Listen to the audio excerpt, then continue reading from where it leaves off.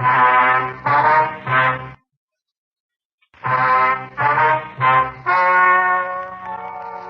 and gentlemen, the story you are about to hear is true. The names were changed to protect the innocent. Dragnet.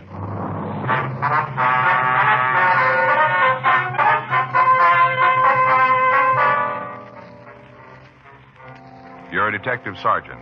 You're assigned to forgery division, shoplifting detail.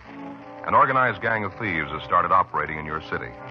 In spite of the precautions taken, the thieves are still working. Your job? Stop them.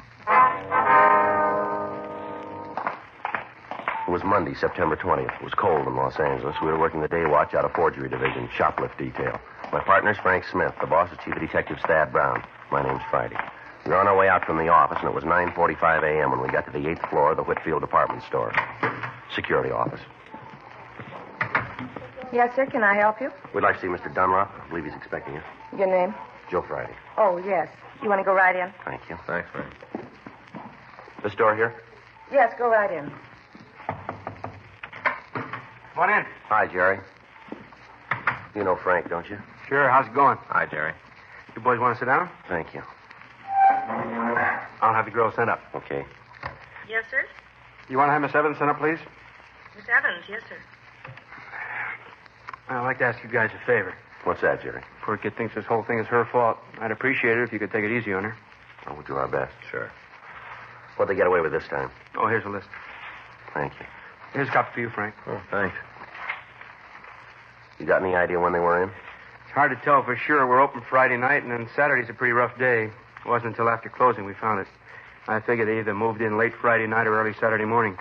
Miss Evans' girl discovered the theft, did you? No, she didn't know anything about it. The stock clerk found it. He was running through the inventory to replace the coats and suits. Noticed there were several that couldn't be accounted for. He called me. Mm-hmm. Evans' girl's in the department. I talked to her this morning. It looks like she waited on the pair. She able to come up with any kind of description?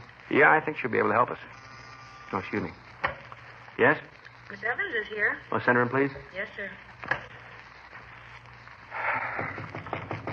Come in. You wanted to see me, Mr. Dunlap? Yes, would you come in, please? Yes, sir. Oh, Miss Evans, this is Sergeant Friday and Officer Smith. They're from the police department. How do you do, man? Hello.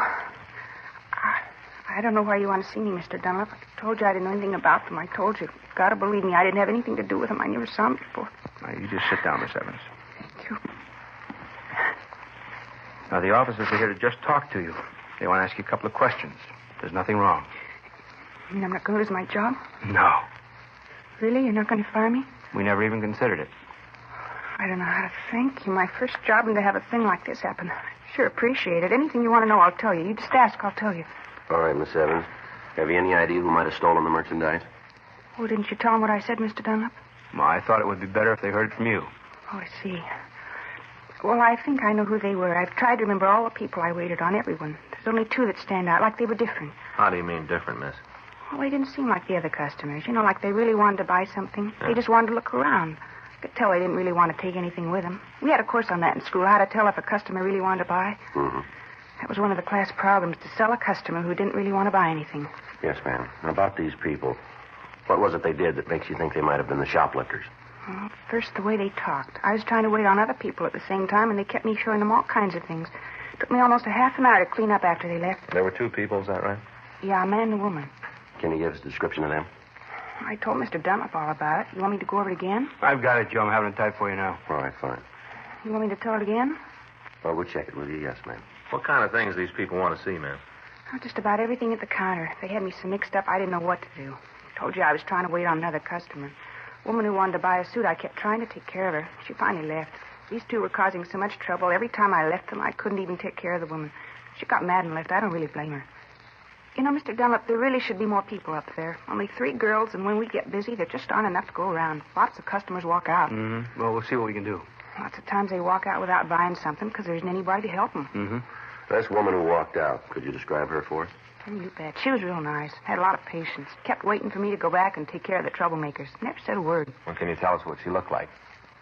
Well, I'd say she was about 35. It's hard to say for sure. She took real good care of herself. You know, hair all nice and good makeup. Not cheap-like. Nice hands and a manicure. Was she carrying any packages when she came in? Do you remember? Gee, I gotta think about that. I don't think so. Oh, you know, a couple of paper bags like from the notions department. Maybe face cream or cologne, things like that. No large boxes? No. I don't see why you're so interested in her. The other two were the ones who caused the trouble. They're the ones who must have taken things. Why are you asking about the lady? How was she dressed, do you remember? Oh, just beautifully. Had on a gray suit with large lapels. Kind of peplum that came out like this. Rhinestone buttons, beautifully good taste. She wearing a coat? Mm-hmm. Long. Had a stand-up collar, real full skirt, tight bodice. Where was she looking at the suits? Over by the counter. She'd hold them up, in front of the mirror. She knew what she wanted, looked at the material, the way they were made. She'd have bought if I could have spent a little time with her. She liked the merchandise, liked everything I showed her. Mm-hmm. How many things did you take off the racks for? I guess she looked at a dozen styles. A dozen real high-style suits. That seemed to be all she was interested in. You don't think she had anything to do with the stealing, though, do you? Well, looks like she was the one who did the actual taking of the merchandise. The other two were there to keep you busy. I can't believe that. She was so nice. Never seemed to get upset, even when I couldn't spend more time with her. Real nice. Didn't get upset at all when she couldn't find what she wanted. I'm afraid you're wrong there. She found it.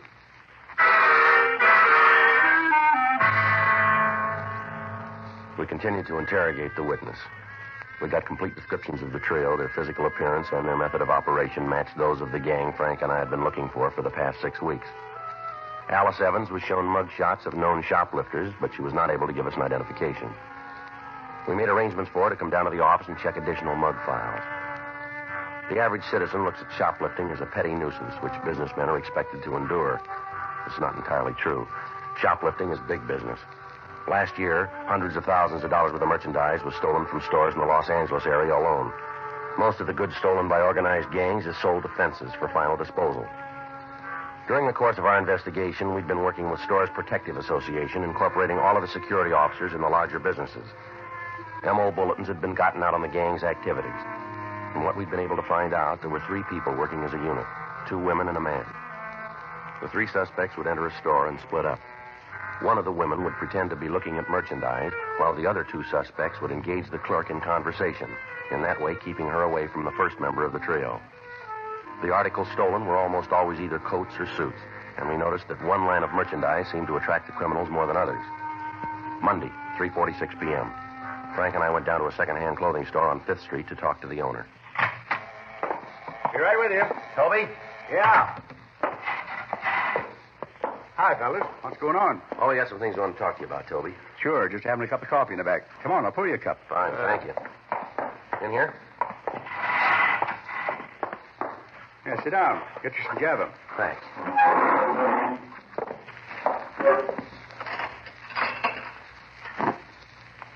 Anything special? No, we're just fishing, Toby. Thought you might be able to come up with a little something for us, maybe. And here you go. Either of you want sugar? No. Oh, thanks. Don't use it. Just doing part of your work here. Is that right? Yeah, buy sheets. Want to get to the mail tonight. Well, we don't want to keep you, Toby. Yeah, no trouble, Sergeant. Mac's getting a little tired anyway. Just soon stop and have a cigarette. How's business? Pretty good? I'm keeping up. Now, what can I do for you? You got anything on a boosting gang working around? Nothing more than usual. Why? Well, we got a bunch that's giving us a little trouble. We're trying to come up with something that'll hang together on them. 2 men and a woman? Yeah. You got anything on him? Oh, nothing worth repeating. Rumbled around about the 3 of them. That's about it. If I had any more, I'd have called you sooner. Where's the information coming from? Well, you know how it is, Sergeant. You hear something here, something else there. You put them together. You come up with a story, but no way to trace it. Yeah, I know.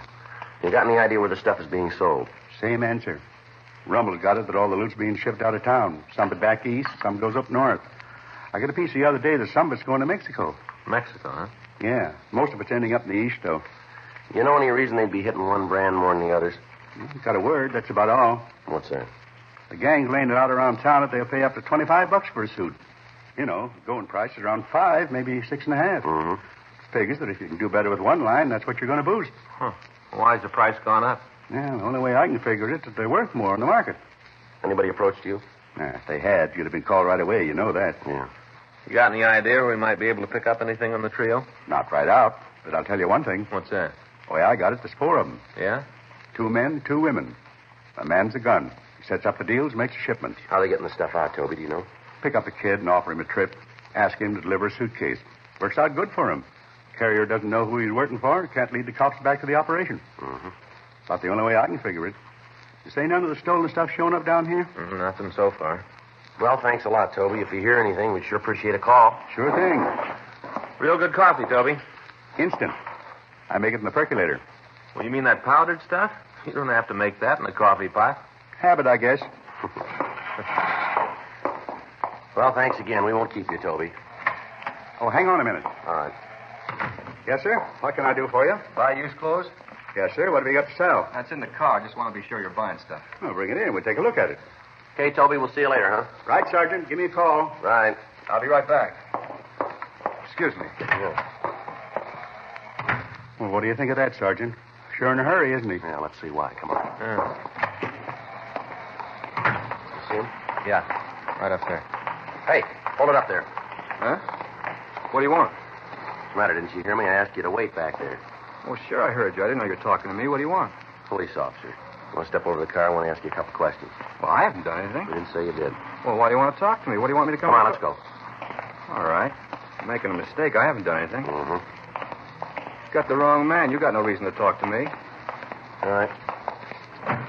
Get in.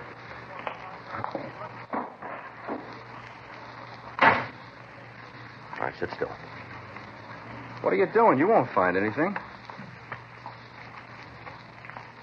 I don't know what you guys are after. I haven't done anything. Take your wallet out. Why? Take it out. Here. Take the money out of it. You always carry that much money, do you? No, not always. I know. You keep the money in your hand. Give me the wallet. Here you are. This your true name? Hmm? Kenneth Elgin Norris. This your right name? Yeah. You live here now, do you? No, not now. Where do you live?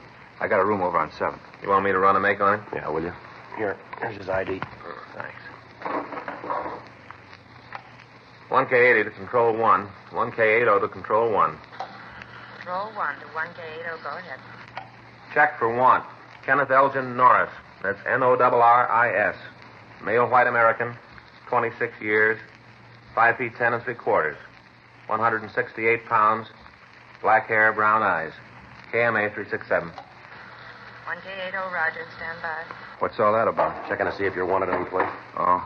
You ever been in trouble? You mean with the cops? That's right. No, never. Why'd you leave the clothing store in such a hurry? I remembered I had to meet a guy. I remembered I was late. Who's the guy? A friend of mine. You wouldn't know. Well, try it. It's a guy named Arthur. I don't know his last name. Where were you going to meet him? A bar down the street. What about the clothes you wanted to sell? What about it? Where are they? I don't know. Well, you went in to sell something that you didn't have. Is that it? Well, I was going to pick him up from Arthur. And you don't know his last name? No. How come you were going to sell the clothes? Huh? Why were you going to sell the clothes? Well, that's a silly question. Why does anybody sell anything? Because I needed the money. You look like you're sitting pretty good. Well, I got to leave town. I'm selling all my stuff. I thought you said the clothes belonged to this Arthur guy. Well, they do, but I'm going to sell them for him. He said he'd give me a piece of the profit. Why doesn't he sell them himself? Well, I don't know. You better ask him. We'll try to. Now get the rest of the stuff out of your pocket. Come on, everything. You guys are making a big mistake. You know that, don't you? A real big mistake. Well, if we're wrong, we'll tell you. Yeah. Here it is. Comb, change, cigarettes, and a lighter. That's all there is. You sure?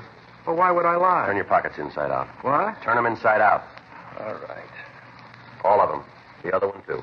Told you, I gave everything I had. There isn't anything else. Oh. What's that? Huh? Move your foot. What's this? Looks like a key. What's it for? But I don't know. It isn't mine. Well, maybe it belongs to Arthur. It could be. It isn't mine. Looks like a check locker key, doesn't it? It might be. I never saw it before. Came out of your pocket, didn't it? No, it didn't. Must have been on the floor all the time. It isn't mine. 1K80. Your suspect has a felony record including burglary and is now wanted for parole violation. 1K80, Roger. KMA 367. Thought you said you'd never been in trouble. I made a mistake. Looks like you made more than one, doesn't it? What? Maybe you were wrong about the locker key. I told you. I never saw it before. Oh, sure. You want to sit with him, Frank? Yeah. I'll get to a phone. Right. It's just a key. What does that prove? I don't know. Let's find out what it opens.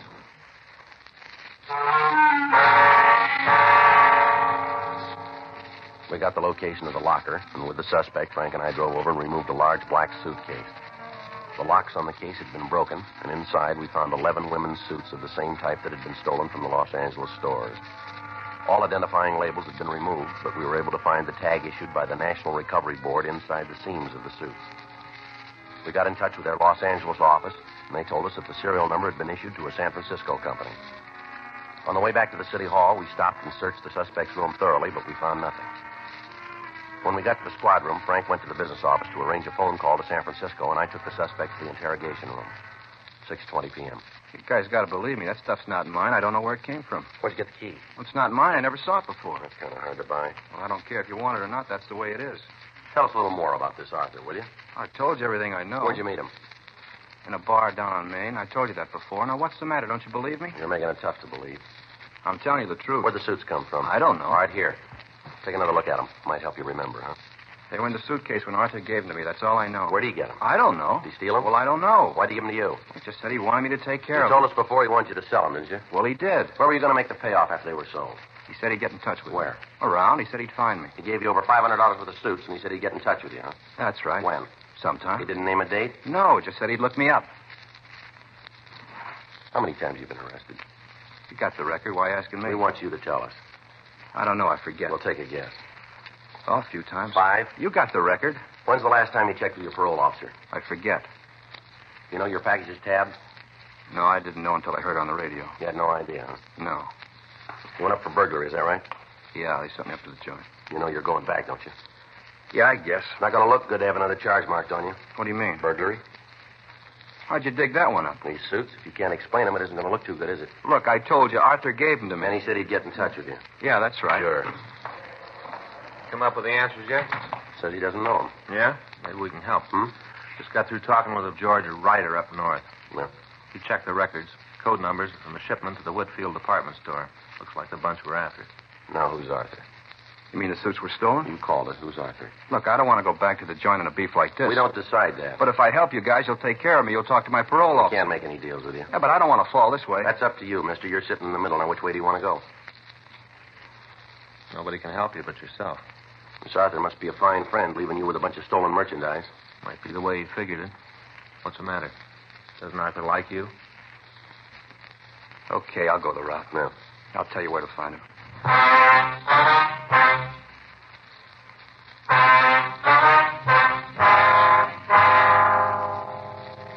We called a stenographer, and Kenneth Norris gave us a complete statement. He said that he'd been approached by a man that he knew only as Arthur and asked to carry a suitcase to St. Louis. Once there, a man would have him paged at the airport and take the valise from him. In return for this service, the suspect was to be paid $100 and his expenses. Norris explained that he decided he could do better by selling the contents of the suitcase himself. This information was forwarded to the St. Louis Police Department. We got a complete description of the man he knew as Arthur and had the suspect check through the mug books, but he was unable to make an identification. We got in touch with his parole officer and told him that we had Norris in custody. We asked that we be allowed to detain him for a few days. The following morning, we met with Chief Detective Thad Brown and Captain Welsh. It was decided that Norris would take us to the bar where he'd met the thief and he'd point him out. Norris would then be brought back to the main jail and booked, and I would try to establish myself with this Arthur.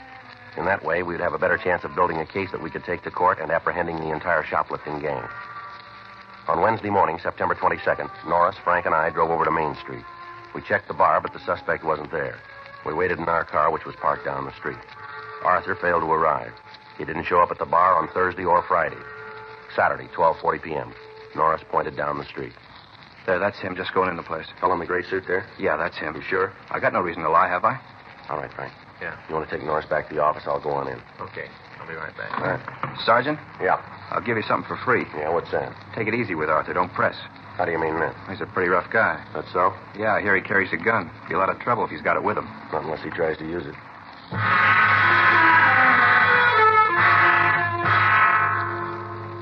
I left Frank at the curb and walked into the bar. I saw the man that we knew as Arthur sitting at the rear of the place. I took a seat near the front door and ordered a cup of coffee. In a few minutes, I walked back toward Arthur.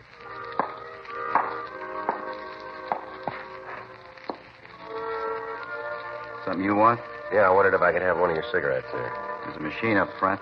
Well, if I had the price, I'd have bought a pack coming in. All right.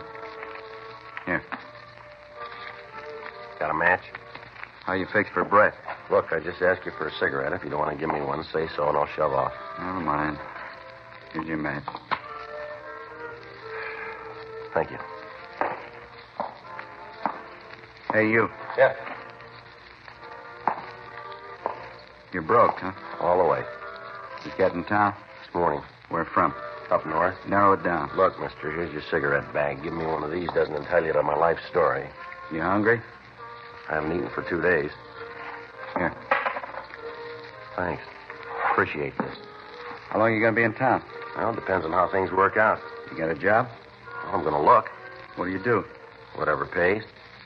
Tell you what. Well? I got some friends around town. Might be able to use you. Check with me in a couple of days. Might be able to do something for you. How do I get in touch with you? Meet me here. I tag the place a couple times a week. Just ask if Arthur's around. That's your name? That's what I'm using this season. If you look me up, kid, we'll work something out. Yeah, I'm sure we will.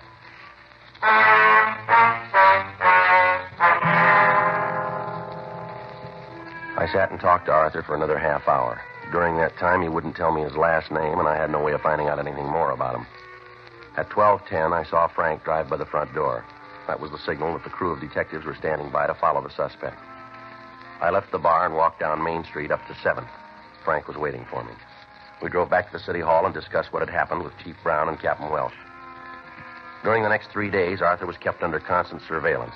He didn't drive an automobile. He contacted no one. We were able to learn a considerable amount about the man.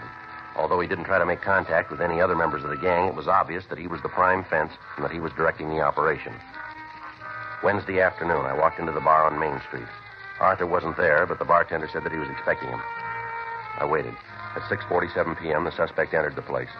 He took a seat at the rear of the bar and motioned me back. Hi, I've been looking for you. You're right. Yeah. Wonder if you've been able to come up with that job you were talking about. I could sure use a touch. You like to travel? What? I think I might have something for you. You got to go out of town, though. For dough? I wouldn't ask you any other way. Well, what do I have to do? A friend of mine has a suitcase he wants delivered to a party in Chicago. Why didn't he send it by mail? Doesn't want it to go that way. He wants it delivered personally. Well, what's it pay? All your expenses and $100. Well, what's in the suitcase? That isn't any of your business. Well, what happens if I get picked up? I don't know. I'm not carrying anything hot. You got to take my word for it, you ain't. All right. Who do I deliver the suitcase to? I'll meet you in the morning. I'll give you the bag then. You catch the 10 o'clock plane. When you land at Chicago, go to the coffee shop. You'll be paged. Meet the man and give him the suitcase. Well, how do I know if it's the right guy? We'll give you the name. He's the only one who knows what the name is and when you're coming in. All right. Where do I meet you? Be out in front of this place at 8 in the morning. I'll pick you up. Just one more thing. How about the money? You won't need any going back. When you turn over the suitcase to my friend, he'll give you the 100. You'll already have your ticket. All right. Sounds okay. Not as permanent as I'd like. If you carry this off, we'll be able to do more business. Well, I'll meet you here then at 8 in the morning. Is that right? Right. Be on time. I don't want you to miss that plane. A lot depends on this deal. I don't want anything to go wrong. No, don't worry. What? Neither do I.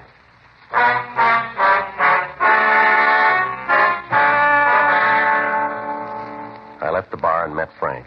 We stood by the front of the place, and at 9:56 p.m., the suspect came out. He called a cab, and we followed him. He went out to the apartment where we knew he lived. Frank and I waited out front. At 11:20, a car pulled up in front of the place, and 3 people got out. They matched the description of the thieves in our shoplifting operation. They were carrying a large suitcase. We waited for 10 minutes, and then Frank and I went up to Arthur's apartment. Number 408, huh? Down this way. Uh-huh. I get the door. Wait a minute. All right. Yeah. Who is it? A minute. What are you doing here? What's this all about, Art? Police officers, you're under arrest. Stand still. A cop, a lousy cop. Should have known. I thought I could trust you. I thought you were honest. You sure pick him, a cop for a messenger boy. You're real smart. I thought I could depend on him. I thought he was honest. You don't know what the word means. How about it, mister? Huh? Do you?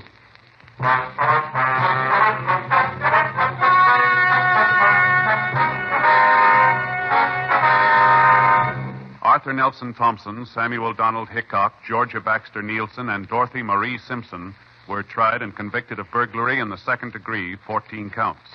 They received sentence as prescribed by law. Burglary in the second degree is punishable by imprisonment in the state penitentiary for a period not less than 1 nor more than 15 years.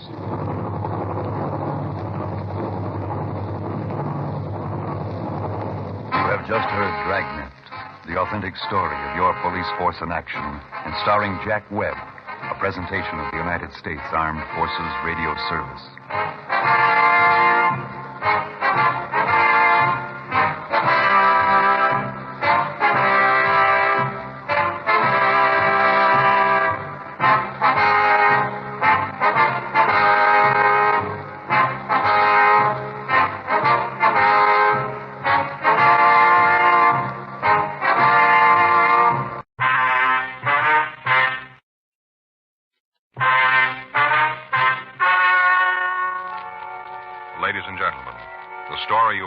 hear is true.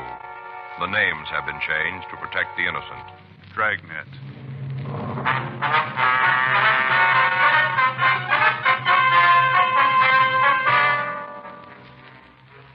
You're a detective sergeant. You're assigned to homicide detail. A killer's loose in your city. You don't know who he is or where to find him. You don't know who his victim will be. Your job, stop him. It was Tuesday, May 13th. It was warm in Los Angeles. We were working the day watch out of homicide detail. My partner's Frank Smith. The boss is Captain Lorman. My name's Friday. I was on my way back from handwriting, and it was 8:26 a.m. when I got to room 42. Homicide. You get it? Yeah, Don just finished up. He says the handwriting matches. Victim wrote the note. Huh. That's it then, huh? Yeah. You talked to his wife? Yeah, she's pretty broken up. Figures. Ate too fast. Oh, I got heartburn. Well, why don't you take a couple of those Pepto Pals or whatever it is, and let's get on with this. A lot of work here. Hey, there's an idea. Never thought of that. Yeah, I got some in my locker over here. You sure have. Last time I bought a big box of them. There must be some left.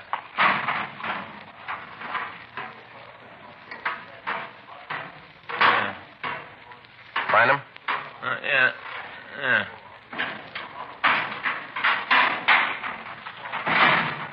He thinks the husband fits in, huh? Yeah, all the way along the... What are you doing? Huh? I said, what are you doing there? Well, I found the Peptos. Yeah, but what are you doing with them there?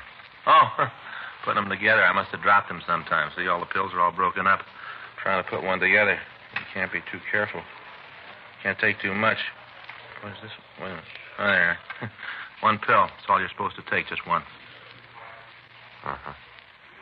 I don't understand. What do you mean? How you can come in here, no sleep, upset stomach, and feel so good. Yeah. You know something, Joe? What's that? Suppose I really don't. You don't, huh? Mm-mm. No. That ought to be about right, I guess. Does that look like one pill to you? I don't know, Frank. I hope so. It's too important a decision for me to help you with. Oh, Pepto, pal. Good for what ails you. Potent, Joe. Real potent. Mm-hmm. I just wondered if you were all through now. Oh, as soon as I scrape the crumbs away. Mm-hmm. Okay? No, I'm with you. wait a minute. Here's one you missed. Thanks. Oh, you're half gone. Mm-hmm. Okay. Where Okay. to? Yeah. Well, are you all through now? You've had your pill and everything? Joe, I took my pill. I've got the Pepto Pals all worked out now. What can I do for you? Hot shot. I'll get it.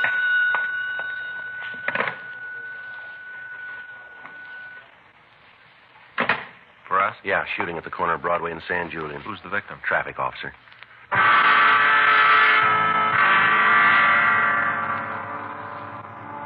We left the office and drove to the scene of the shooting. Traffic at the intersection had come to a virtual standstill. 18 feet from the northwest corner, lying in the middle of the pedestrian crosswalk, was a uniformed traffic officer. He was wearing the white cap of the traffic division. There was a large blood stain on the right side of his chest, and his service revolver was still in his holster. By the time we got to the scene, the ambulance had arrived, and the wounded officer was being given emergency treatment. Other officers were trying to get the traffic moving again, and additional men were throwing up a blockade around the immediate vicinity in an attempt to apprehend the person who'd shot the policeman. Captain Lorman and Chief Detective Thad Brown arrived and took charge of the search. Frank and I checked through the crowd that had gathered, and we found a witness to the shooting. Yeah. Well, I saw the whole thing, officer, right from the beginning. I saw it. Just about the most awful thing I ever saw. All right, sir. If you'll just give us your name. Roy Hickok. It's Hickok. All right, Mr. Hickok. Now, if you'll tell us what happened. Well, I was on my way to work, walking down the street. I got to the corner here, Broadway and San Julian. I got to the corner. I stopped for a light. Go ahead. I just stood there waiting for it to be time to cross. All of a sudden, this car came up and slid to a stop. The light changed, and he had to stop. Uh-huh. He must have been going pretty fast because he went clear out into the intersection. And the officer, the one who was shot, held up his hand. I think that was the only reason the driver didn't run the light. The officer held up his hand. All right, sir, go ahead. Well, the fella stopped, but he was right in the middle of the crosswalk. Everybody had to go around the car, out into the intersection. Mm-hmm. He was right in the middle, and we all had to go around it. Yeah. Well, he just sat there. He didn't make any try to back up or nothing. He just sat there, kind of waiting for the light to change again so he could get going. I see. Then the officer, the one who was shot, he started to walk over to the fella. I guess he wanted him to back up. Must have been something like that. Wanted him to get out of the way. What happened then? Well, all of a sudden, this guy in the car just started shooting. Where was the officer when the shooting started? We hadn't even got to the car yet. He must have been about 10, 12 feet from it.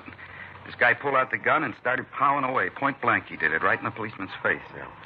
Well, everybody on the street got panicky when they heard the shooting. Started to run everywhere, yelling, screaming, real panic. What'd the officer do? Nothing. He stood there and looked surprised. And then he tried to get his gun out of the holster, but, well, before he could do it, the fellow in the car shot a couple more times, and the policeman fell down. What'd he do then? You mean the guy in the car? Yeah, that's right. Well, he took off, drove right through the people, and drove down San Julian. It's a wonder he didn't kill somebody the way he drove off. Just didn't care about anybody. Barreled south on San Julian. Did you talk to the other officers about this? Well, not too much.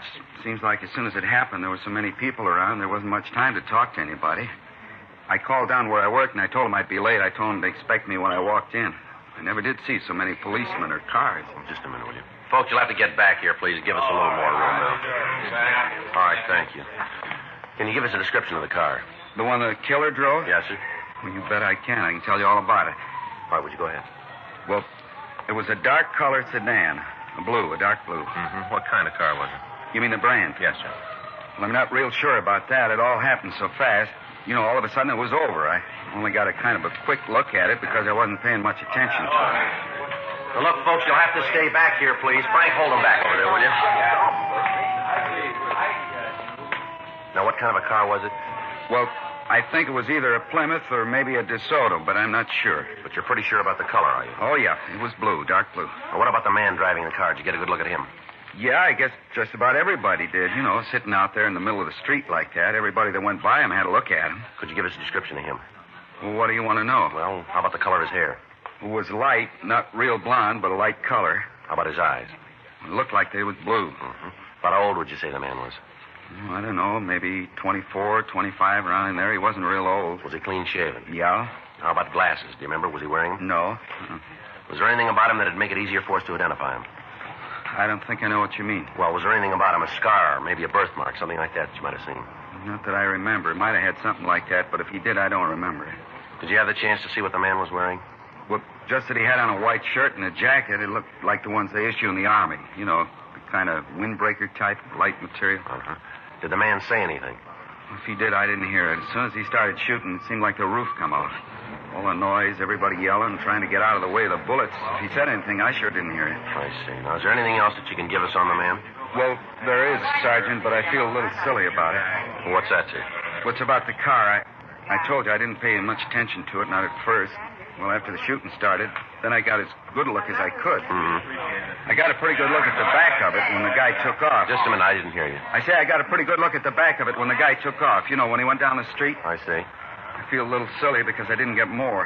How's that? The license number. Yeah. I could only get 4 of the numbers.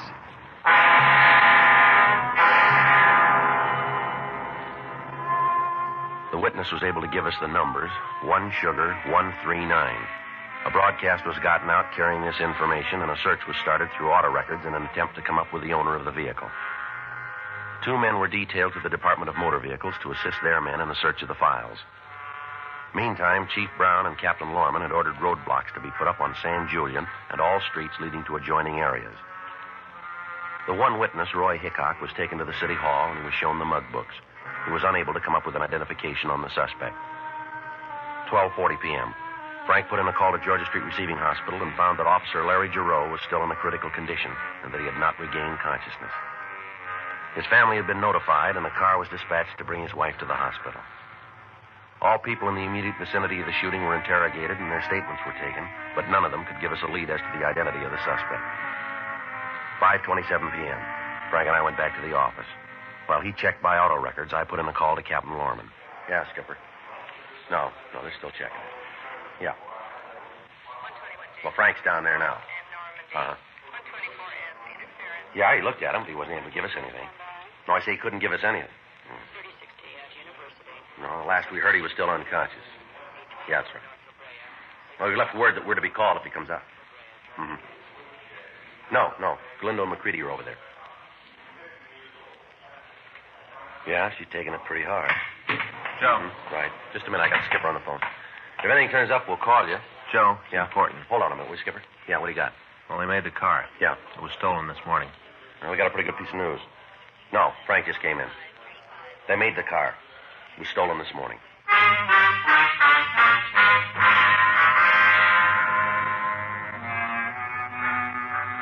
We got in touch with the owner of the car, and we talked to him. He told us that he'd noticed that the car was gone from the place where he'd left it the night before, and that he'd filed a report on it immediately. We got a full description of the vehicle, and a supplementary broadcast was gotten out. 8:14 p.m. We got a call from Georgia Street Hospital telling us that Officer Giroux had regained consciousness and he could be questioned. Frank and I left the office and drove over to see him. By the time we got there, however, he lapsed into a coma again. We talked to Dr. Sebastian. He told us that he'd removed 4 bullets from Giroux's body. One of the shots had severed the officer's spinal cord. In the event that he pulled out of it, he'd never walk again. Frank and I talked with Galindo and McCready. They'd been able to interview the wounded officer, but they hadn't been able to get any additional information from him. As we walked down the hall, we met Mrs. Giroux. Sergeant Friday? Yes, ma'am? I'm Ellen Giroux, Larry's wife. Yes, ma'am. Do they know yet? Do they know if Larry's going to be all right? Well, it'd be better if you talked to Dr. Sebastian, Miss Giroux. I have. He tells me they don't know yet. How can they say that? They don't know. Larry's been here for almost 12 hours. They must know something. Why won't they tell me? We're sorry, Miss Giroux. Have you caught the man yet? The man who did this to Larry, have you got him yet? No, ma'am, not yet. Then what are you doing here? Why aren't you out looking for him? We're doing everything we can, ma'am. But you haven't caught him. You're all running around looking, but you haven't caught him. Well, that's doing a lot of good. It makes me feel a lot better to know that the man who shot my husband is still running free. We're sorry. That doesn't help, Sergeant. I can't take it home with me and spread out your sorrow in front of my children. They're still going to want to know where their father is. They're still going to want to have him back. Your good wishes aren't going to be enough. Joe, I'll check the office. All right. Tell the skipper we're going to tag Metro Division. Right. Miss Giroux, we know how you feel. We know what's going through your mind. My partner there was just shot not too long ago, and I've been right here in this same place waiting for a report, too, just like you. I know what it is to see the doctor come out of a treatment room and not say anything. I know there isn't much I can say to make it easier. But we can tell you this. There are 4,000 policemen in this city. Every one of them's looking for the man who shot your husband. Joe? Yeah. The suspect? Yeah. They found him.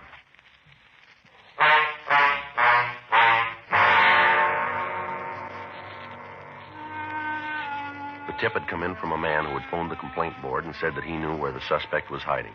The man wouldn't give his name. Immediately, 2 cars were dispatched to the address. It was a cheap rooming house on East 4th Street. The manager of the place said that there was a tenant who matched the description of the suspect in a room on the 5th floor. He'd given the name James Krell. When the investigating officers had approached the room, they were met with gunfire. They returned the fire. The building was evacuated, and the streets in front of the building were roped off. Several more cars arrived from Metro Division, and the building was completely surrounded. Frank and I stopped by the office and picked up tear gas equipment. From what we were told, the suspect had barricaded the door leading into the room with furniture. The only way we had to get him out alive was with gas. Frank and I talked with Captain Lorman and with Chief Brown. It was decided to use a flight-right shell and blast through the door.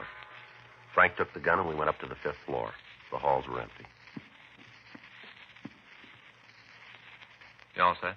Let's give him another chance. All right. All right, Krell. We'll give you one more chance to come out of there. Come on, Krell. Open the door and throw the gun out. He's not coming out. All right, that's the last time around, Krell. Get out of here, Pop. Get out of here. Leave me alone. You try to come through that door and I'll kill you. I swear I will. I'll kill you where you stand. All right, Frank. Let's put the mask on. Right. You all set? Yeah. All right, let it go.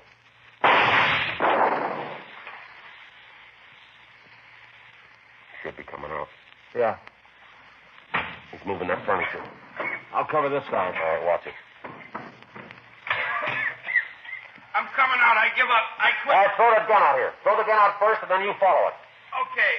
I'm doing what you say. Here's the gun. I quit. Here's the gun. I got it. All right, Krell. Come on out with your hands behind your head. Come on, move. All right, don't shoot. Don't shoot. I'm doing like you say. I'm coming. All right, come on, move. Down here. Come on, move, Krell. All right, this'll do. Now stand still. Hands up against the wall. Come on, Krell. Do what he says. I can't breathe. I'll do whatever you say, but I can't breathe. I can't breathe. That gas. You better get used to it, Krell. What? If that cop dies, they won't let you walk out of the room.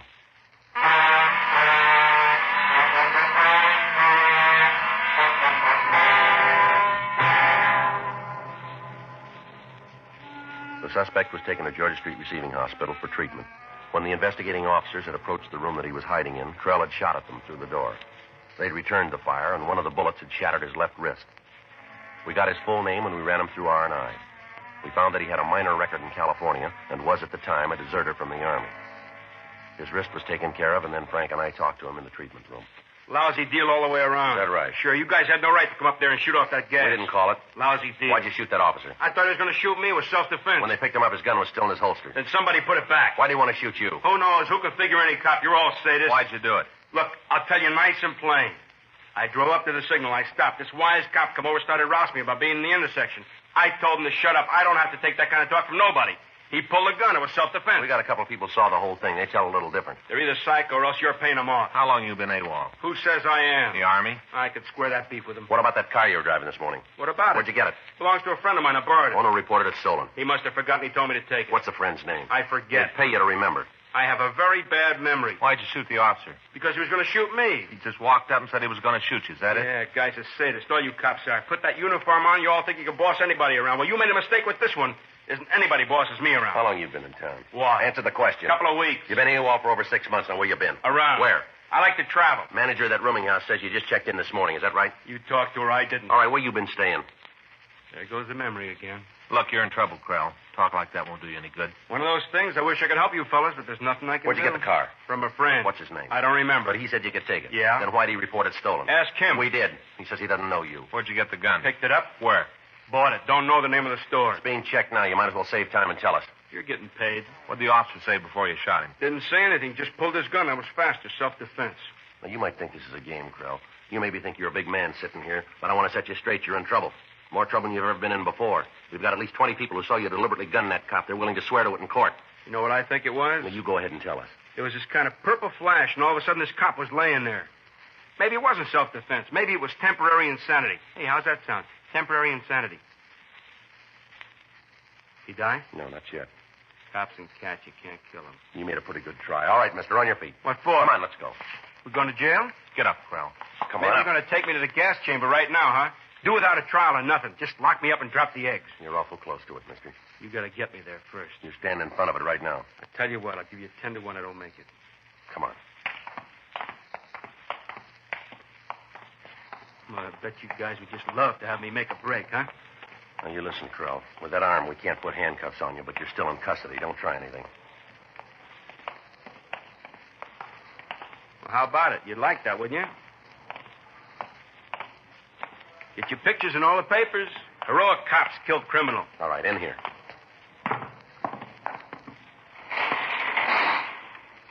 Yeah, you guys would really like that. I'm going to give you something for free, Krell. Oh, yeah? What's that? You talk a lot, but you don't say anything. Always happens. Put a guy in a uniform, right away he's a big man. A bum on the outside, but just give him a badge and a suit, right away he's big. Yeah, sure. Come on. Hey, how's about a cigarette? Here. Well, thanks. Got a match? Come on, move. Car's back this way. Hey, wait a minute. What do you want? A cigarette. Not doing me much good without a match. All right, here. Grab him, Joe. Hold it up, Krell. All right, Krell, hold it up. Hold it up or I'll shoot. Down. Come on.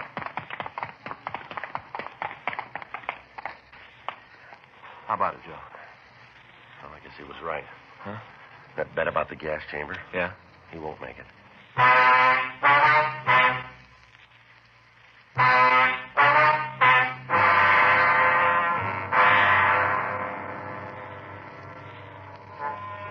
A doctor was called down from the hospital, and the suspect, James Krell, was pronounced dead.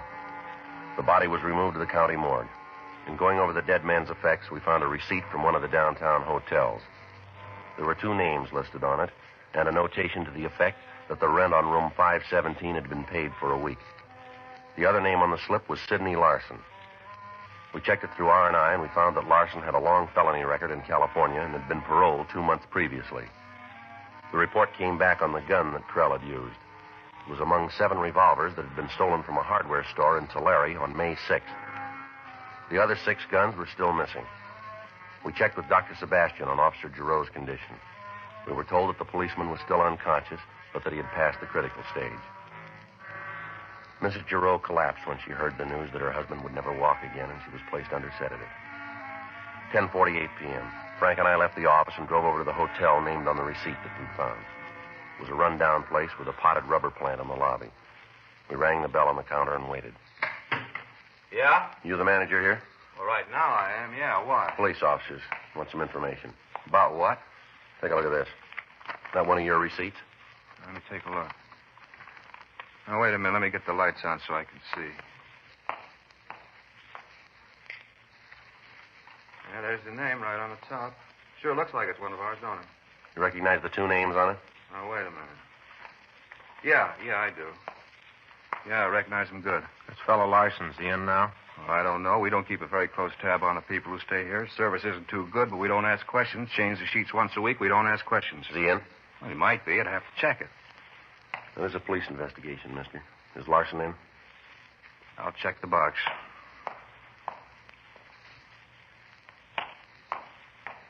Well, key's gone. Must be upstairs. He alone? Can't say. Might be. I didn't hear nobody go up, but then I don't listen too good. Show us the room. You mean I gotta go up with you? Come on, mister. Let's go. Look, we got a nice, quiet hotel. We don't cause no trouble. There's no reason for you cops to come snooping around. You got the pass key? Yeah.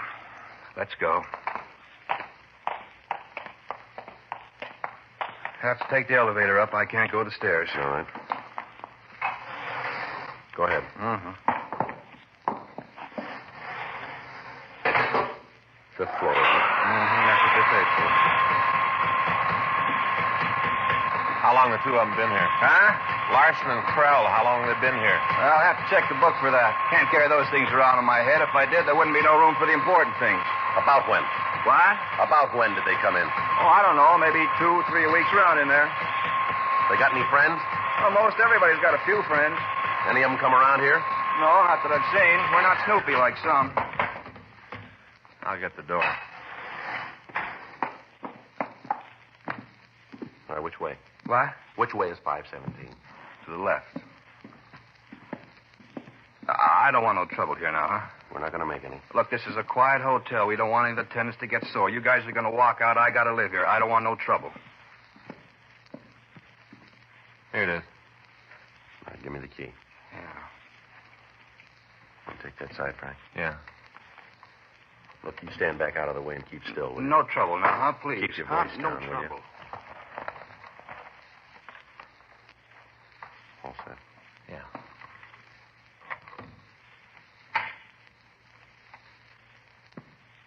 Looks like he's asleep. All right, you take the right side. He's got a gun. Get out of here. Come on. All right, come on. Out of here. Watch it, Frank. Yeah.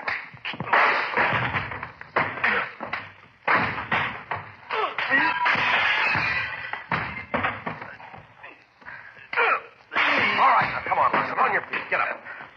What are you doing in here? You got no right to come in like this. I'll check the room, Joe. What are you looking for? I'm registered. You check my parole officer. He'll tell you I'm clean. What about the gun? All right, so I got a gun. You're an ex-con, aren't you? Big deal. All right, let's go. Where? You've been there before. Take a look, Joe. 5 of them. All right, where'd you get these? You find out, cop. You're getting nothing from me. All right, come on. Take it easy. Let's go. What about Krell? You get him, too? That's right. You got him in jail? He's dead. Krell? That's right. He tried to make a break and it didn't work. Poor kid. Didn't know what it was all about. Wanted to be a tough guy. Yeah, and you were going to show him how, weren't you? Nice kid. He wanted to be a big man. We had it all planned. Gonna hit the big time. Got the guns. He went out to get a car this morning. That's probably why he killed the cop. Krell got scared. He didn't know he wanted to be big. He wanted people to talk about him. Don't worry about it, mister. Huh? They will.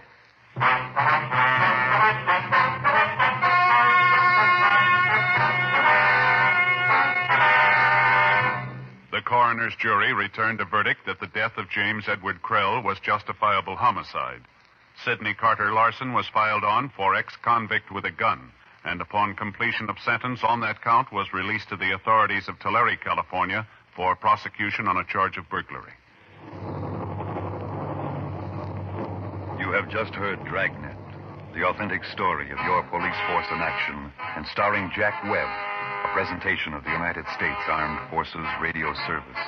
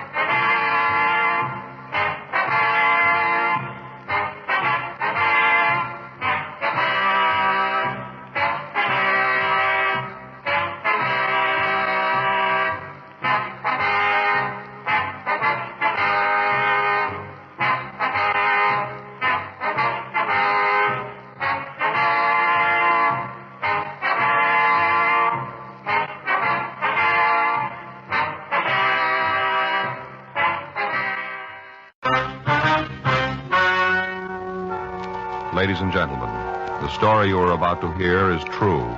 The names have been changed to protect the innocent. Dragnet.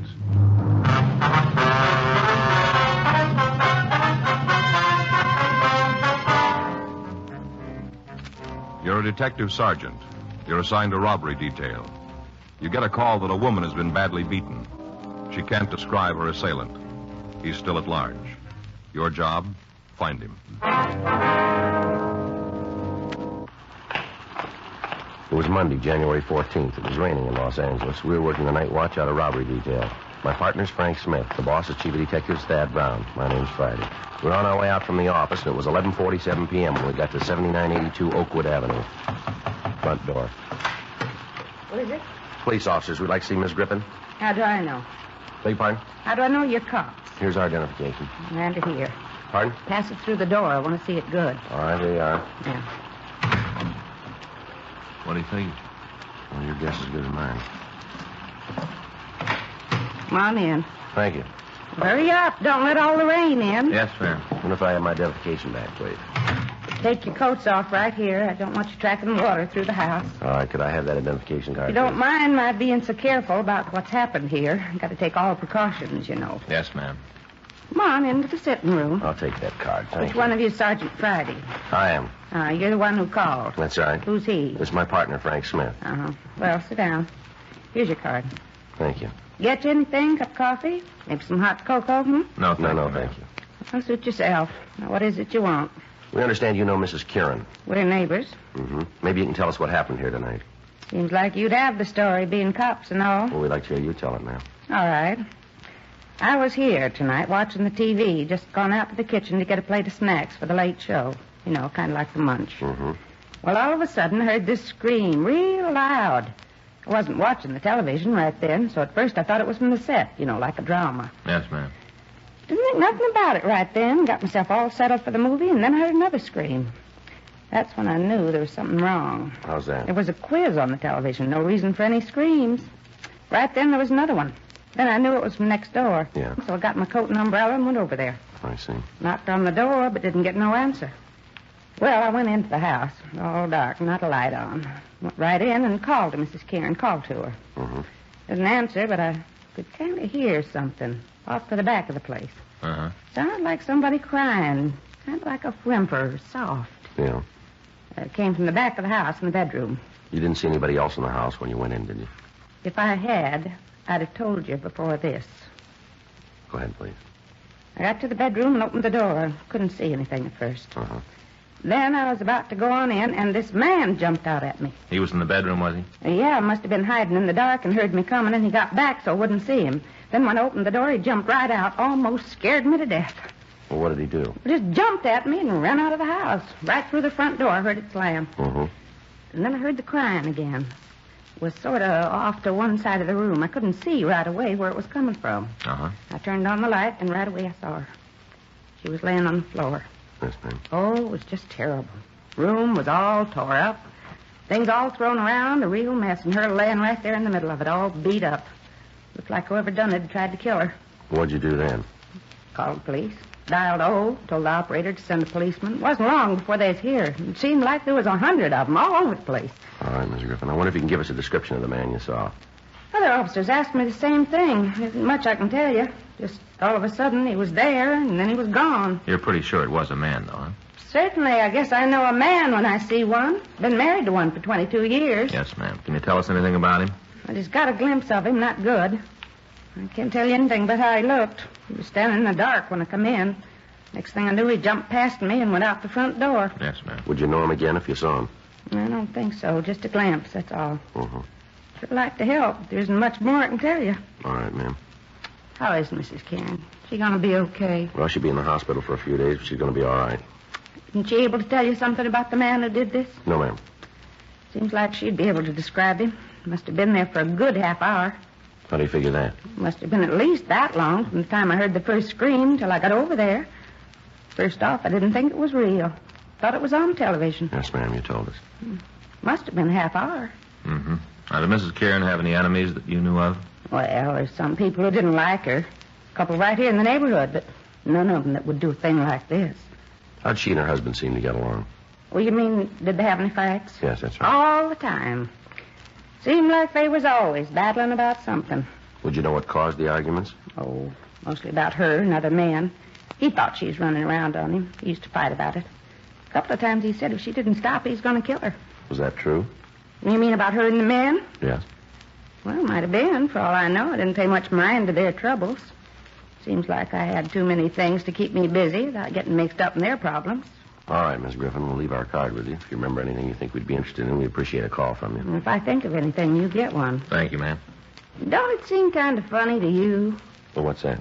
how Mrs. Kieran can't tell you anything about the fella? Don't that strike you kind of odd?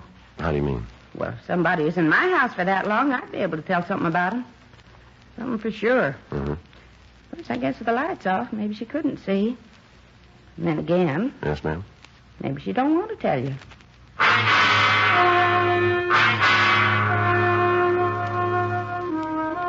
Frank and I drove back to the office and put in a call to Georgia Street Receiving Hospital. We talked to Dr. Sebastian and found that the victim had recovered to the point where she could be moved to her own hospital. We also talked with the officers who were with her. They told us that the woman hadn't given them any new information and that they still hadn't been able to contact her husband. While I checked the crime lab, Frank went down the hall and ran the names Irene and Tom Kieran through R&I. 2:14 a.m. We met back in the squad room. How'd it go in the crime lab? Oh, I got it all here. You want to take a look? Yeah. Beginning to look like we got a good case against the husband. Yeah? No, here. Here's a picture of the room. The woman was found about here. See? Mm-hmm. You can see the way the stuff's scattered all around the place, all through here. Yeah. It looks like robbery. Well, he wanted it to look that way, maybe. What do you mean? Well, in the dresser drawer here, the boys from the crime lab found $120 in cash. All the thief had to do was open the drawer, and he'd have seen it, too. Oh. Well, how about the entrance? That's something else that doesn't seem to gel. They checked all the windows and doors. There's no sign of any breaking. She must have opened the door for the thief.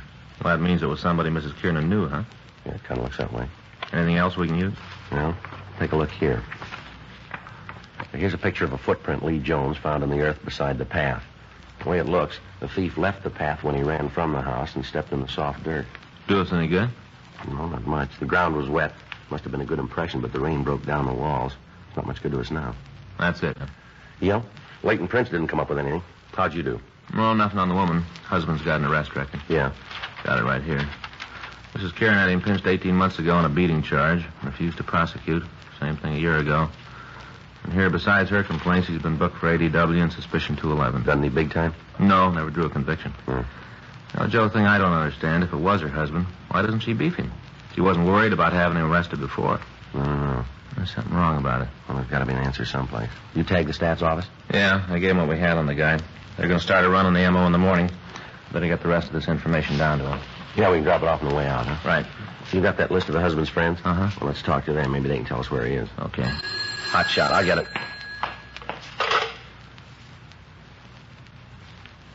What is it? Stats office are going to have to wait, I guess. Huh? 1824 Studio Court. Well, that's a couple of blocks from Kieran's. What's the call? Woman slugged.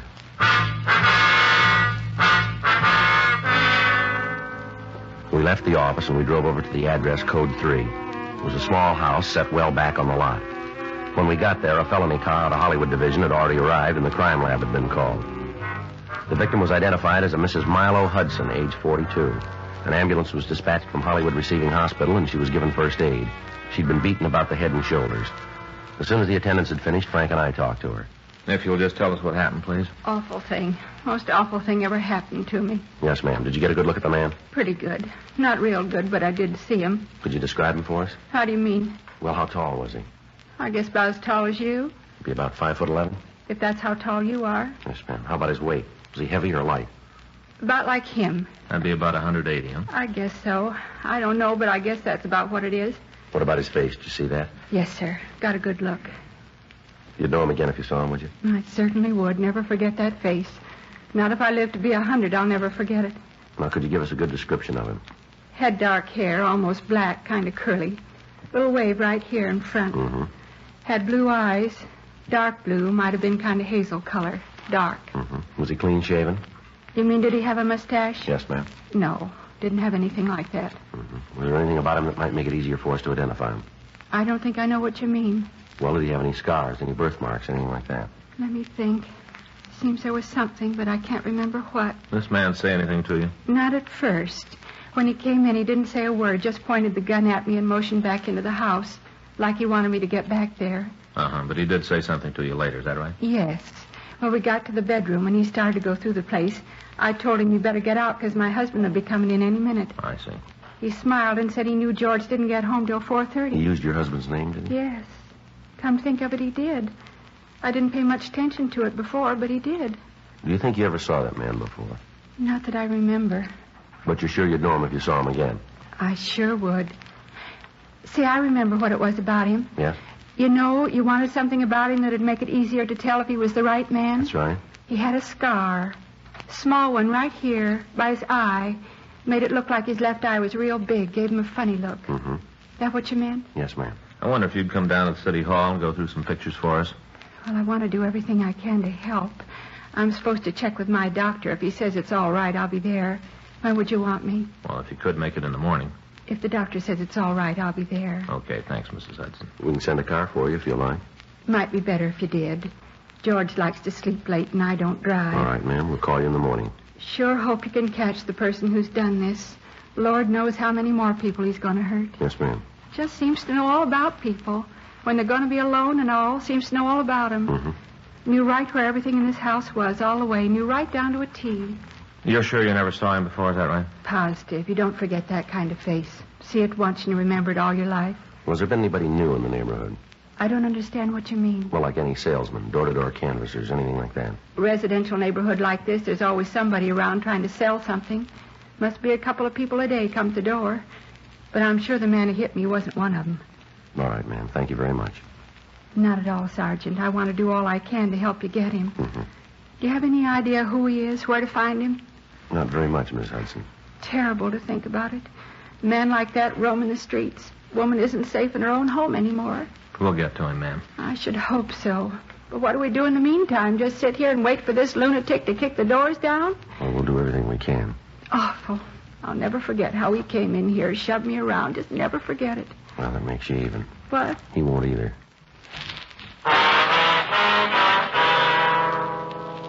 We got out a supplemental broadcast carrying the description of the suspect, and then we continued to talk to the latest victim.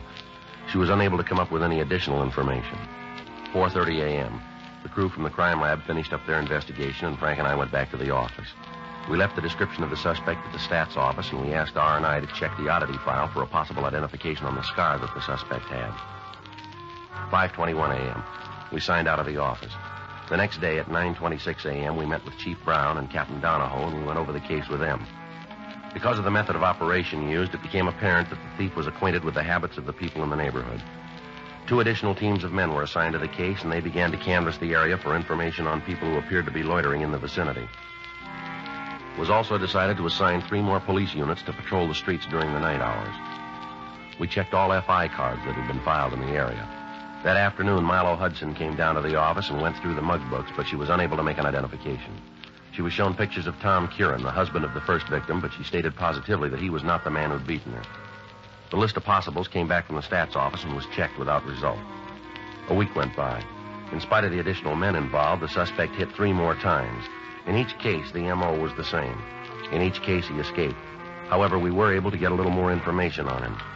We had the Artist and Crime Analysis Division draw up a composite picture of the suspect, and we had it distributed to all officers in the city. The daily papers ran it on their front pages.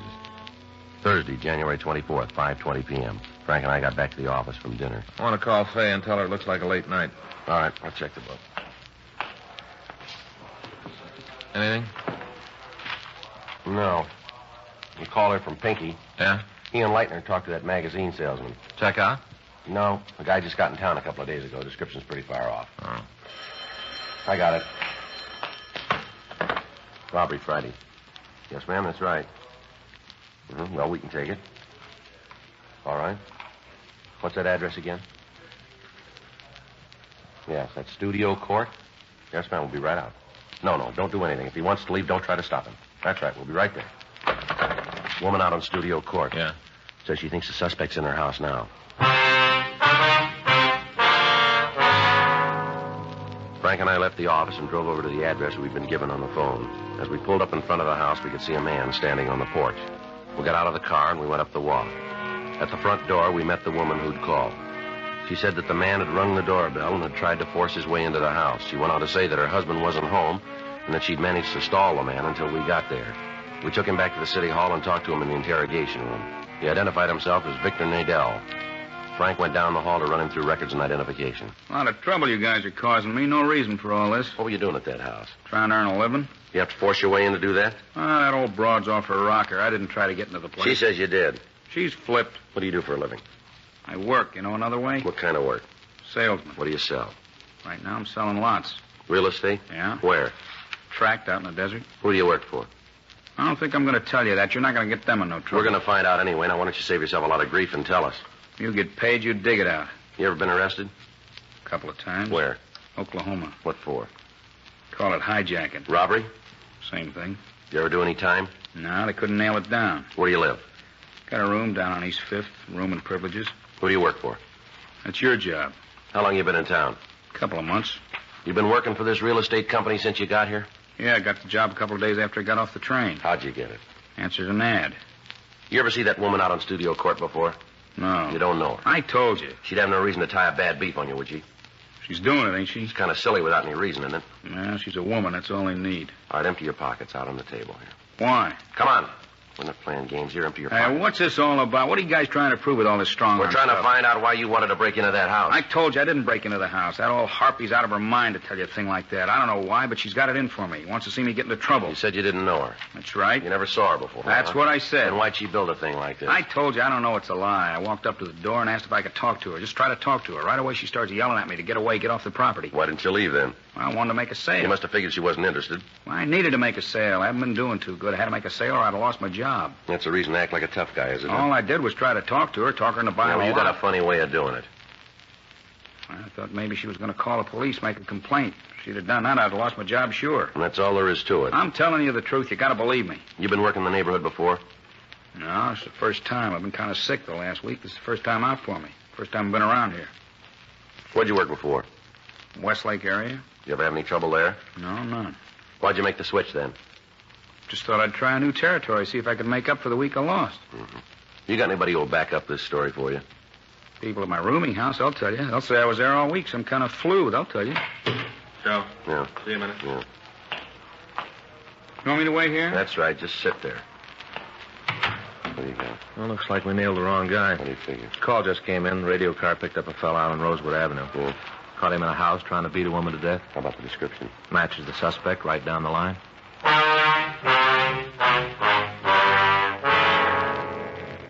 Victor Nadell was booked in at the main jail pending further investigation. We were unable to connect him with any robbery, but Perry Thomas of the city attorney's office issued a complaint charging violation of Section 415 of the Penal Code. At 7:46 p.m., the suspect we'd gotten a call about arrived at the city hall. He was fingerprinted and checked through R&I. We found that he'd served a year and a day in New York State for breaking and entering. He'd served a sentence in the state of Washington on similar charges. Physically, he matched the description we'd gotten from the victims. While Pinky Meade and Dee Leitner contacted the women and asked them to come down to the office, Frank and I questioned the suspect. Rudolph Marnell, is that your true name? Yes, sir. Where do you live? My home's out in Hollywood. It's a big place. Narrow it down, will you? Ledgewood Drive, 2917. You ever been arrested? Yeah, you know that. It was a mistake, though. Both times? Well, the second time was because of the first. What do you mean by that? Now, once you've done time, it seems like anything goes wrong, the cops are on your back, just like this. Mm-hmm. You want to tell us what happened out there tonight? You mean on Rosewood? That's right. Big misunderstanding. Well, you tell us about it, will you? I wanted to use her phone. I don't know. I guess she got scared about something. All I wanted to do was make a call. How'd you ask her? Regular way. Told her I was in trouble. Asked if I could phone. Next thing I know, she's screaming up a storm. There's cops all around me. According to this report, you didn't stop when you were told. Is that right? I guess so. Well, is it or isn't it? Yeah. Why'd you run? Well, I didn't know what was going on. I got a record. I had enough to do with cops to last me the rest of my life. As soon as I heard the sirens, I took off. I guess I didn't hear that cop tell me to stop. Yeah. Kind of hard to believe. Well, you believe the woman who says I tried to slug her. You believe her, but you don't believe me. You see, that's what I meant. What's that? Well, as soon as you fall once, there's a dozen cops right behind you all the time waiting to stomp on you. You ever figure that you helped build it that way? Well, it reads good, but you ain't got nobody on your tail. All right. Now tell us again about tonight. I told the cops who picked me up. I told the cop who fingerprinted me. I already told you once. Now, how many times you want to hear it? Until we get it the right way. Well, how are you going to know? We'll find it. Come on. Go down to the interrogation room. Go ahead. Down this way.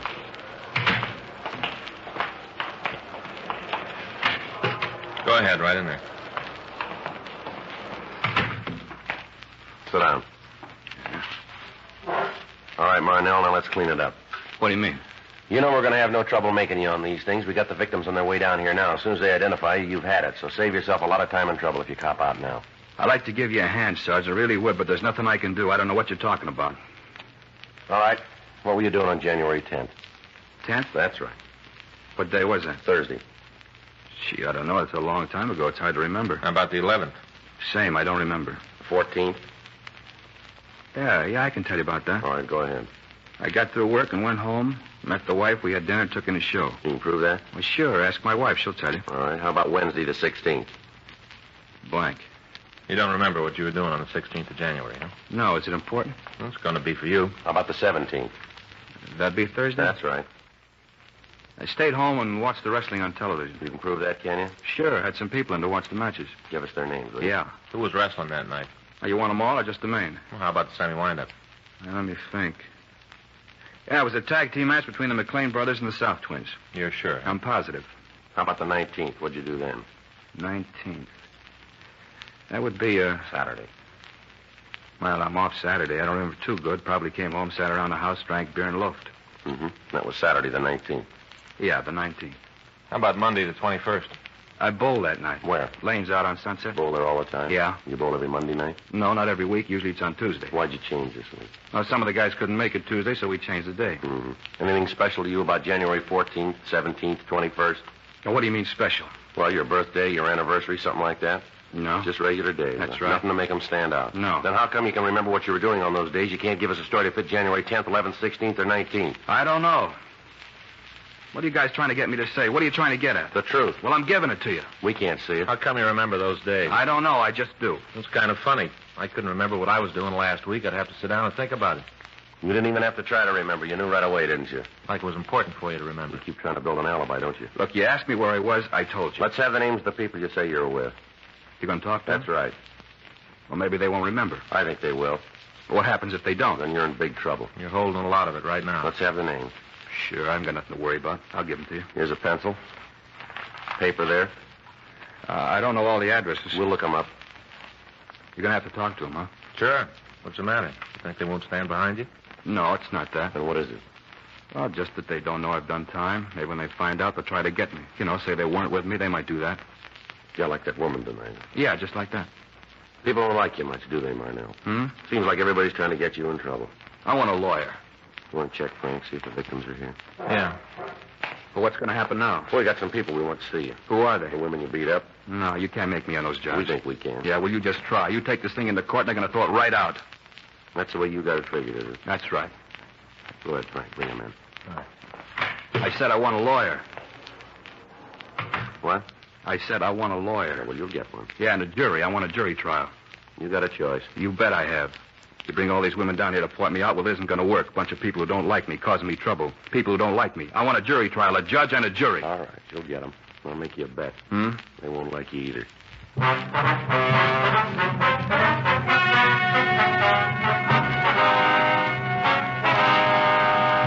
Rudolph August Marnell was filed on for 4 counts of robbery in the first degree, 5 counts of burglary in the first degree, and 5 counts of assault with intent to do great bodily injury.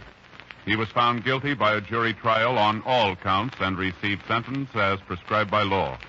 Robbery in the first degree is punishable by imprisonment for a period of not less than 5 years. Burglary in the first degree is punishable by imprisonment for a period of not less than 5 years. Assault with intent to do great bodily harm is punishable by a term of from 1 to 20 years in the state penitentiary. Dragnet. The story of your police force in action is a presentation of the United States Armed Forces Radio Service.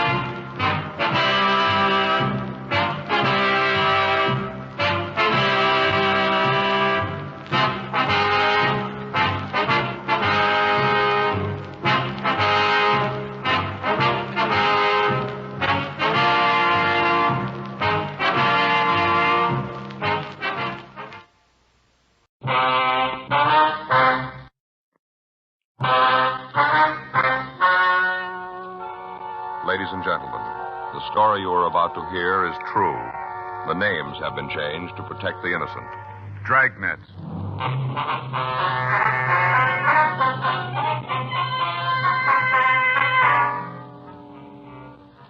You're a detective sergeant. You're assigned to forgery detail. A group of check passers is working in your city. They've hit over 50 places of business. You have no lead to their true identity. They're still working. Your job, stop them.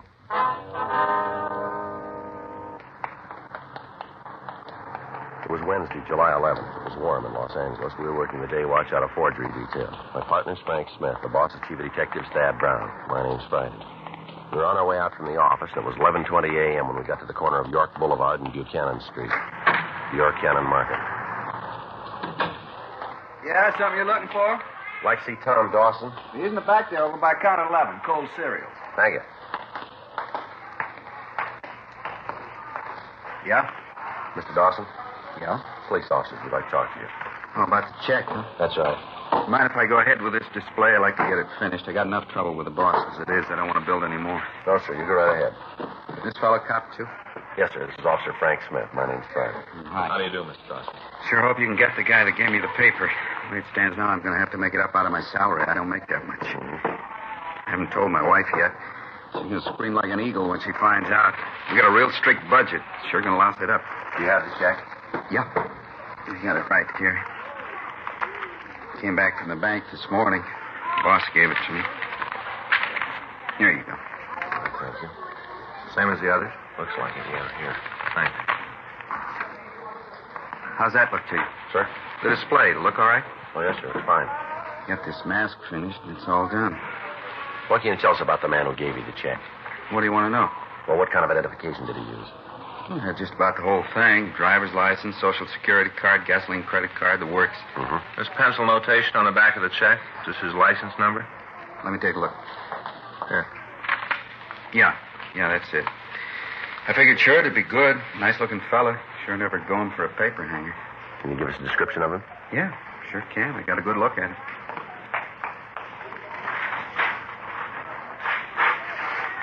This sure ought to sell the stuff. What's that, sir? I say this ought to sell the stuff. This mask. We're giving them away when you buy the breakfast food. Extra quarter and you get one of these head things. Kids sure go for them. Uh-huh. The whole display's built around it. You see, the finished mask goes right there. Makes it look like the cardboard kid's wearing it. Uh-huh. You want to go ahead with the questions while I put it together? Yes, sir. Have you ever seen this man before? No. Of course, he might have been around. We do a pretty good business. Could have been in, I wouldn't have remembered. What did he say to you? Just came in and bought some groceries. Must have been about $1.50's worth. Asked me to cash a check. I told him the manager'd have to okay it. Mm-hmm. Told him the manager wasn't here. He'd have to wait. Well, can't anyone else give the okay? Not supposed to. If we do and something goes wrong, we're stuck for it. I see. Guy told me he didn't have time. Said he was on his lunch hour and he had to get the groceries home. So I asked him if he had any identification. He said he did. Looked all right to me, so I cashed the check. Uh-huh. Oh, say, would you hold this mask for me while I get the rubber band around the top? Yeah, sure. Now, wait till I wind it around a couple of times. We put these things up high, but the kids still find a way to get them down. If they're not put together good, they don't last long. Uh-huh. That'll do it. Let's see. I guess this is what goes in next, the eyepiece. Take the eyepiece and put it inside the mask. Slip into notches Y and T. I guess that's C's. Did you look at the man's identification closely? How do you mean, close? Well, did you take a good look at it? Well, good enough to think it was all right to cash a check. It looked genuine, huh? Well, if it didn't, I wouldn't have gone for the money. I see. Was there anything about the man that'd make it easier for us to identify him? Not that I could see. He looked ordinary enough. Nothing special about him. Nothing that'd stand out. Oh, hold this a minute, will you, while I put the earpieces in? This here? Yeah. Thanks. I guess that's all there is. Put it up here on the top. And that does it. Yeah. How's it look? Fine. Huh. It's kind of scary. Sure hope the boss likes it. Sure been on my back since that check came back. Seems like everything I do is wrong. Be glad when this day is over. Yes, sir. You want to give us that description now? Of the man who gave me the check? That's right. Sure. I'll do all I can to help. You think if you catch him, I'll be able to get the money back? Well, that's hard to say, sir. Sure hope so. 89.60. That's a lot of money. I hate to lose it. How much was that? 89.60. Yes, sir. Don't even want to think about what my wife's going to say. Liable to be pretty rough. Yes, sir, we understand. How old was the man? About 27, around in there. About how tall was he? 5'9", I guess. Say, if you do catch him, how do you go about getting the money back? Well, it's booked as evidence first. And then I get it back? Well, that depends on what happens at the trial. It's not up to us to decide, sir. You see, the suspect has gotten to several other people, too. If there is anything recovered, they've got a share of it. And I probably won't get what's coming to me. Well, no, sir, but you can be sure of one thing. What's that? The suspect will.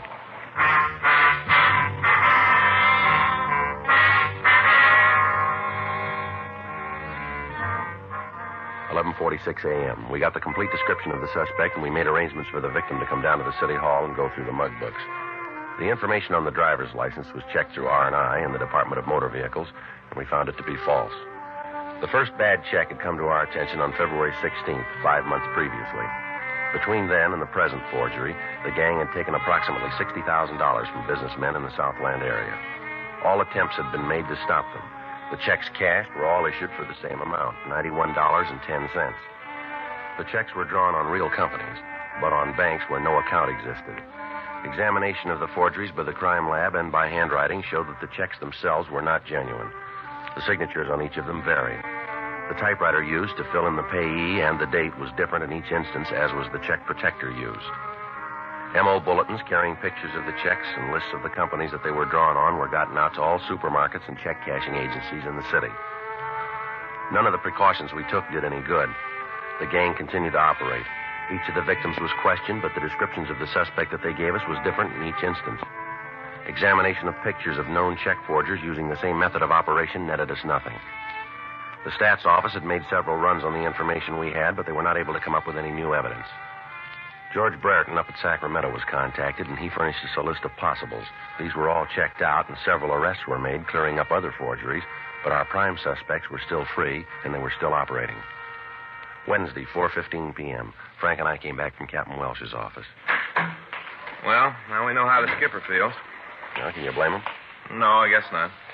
We're doing all we can. If the people who run the stores won't look at the bulletins, there's nothing we can do. Well, the brakes are bound to go with us pretty soon. They got to start sometime. I get it. Forgery Friday. Oh, just a minute, ma'am. Fergie around? I don't know. I'll take a look and back. Hey, Ferguson? Fergie? No, he's not here. He's not here right now. Can I take a message? Mm-hmm. Yes, ma'am. No, he's not working today. Yes, ma'am.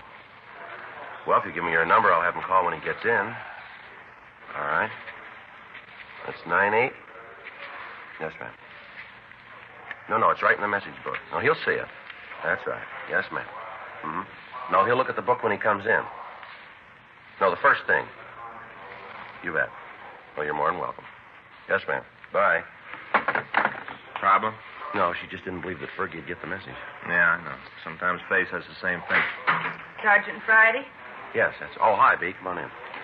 Wasn't sure you'd be in. You know my partner, Frank Smith, don't you? Beatrice Dowling?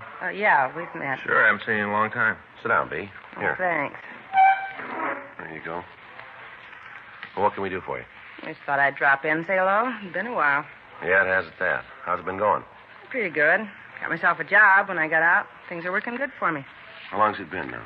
A year ago, last January. Well, is there anything we can do for you? No.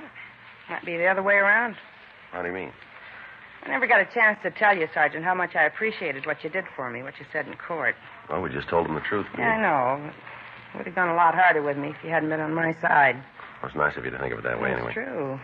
Never get a chance before. Now maybe there's a way I can pay you back. Well, it's not necessary, you know. I know. I want to.